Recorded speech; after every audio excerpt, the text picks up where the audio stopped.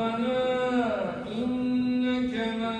تدخل النار فقد أخزيته وما للظالمين من أنصار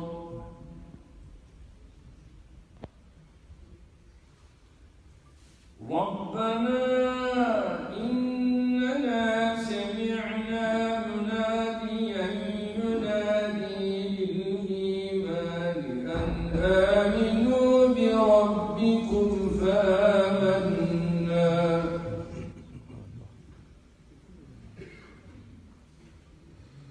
ربنا فاغفر لنا ذنوبنا وكفر عنا سيئاتنا وتوفنا مع الأبرار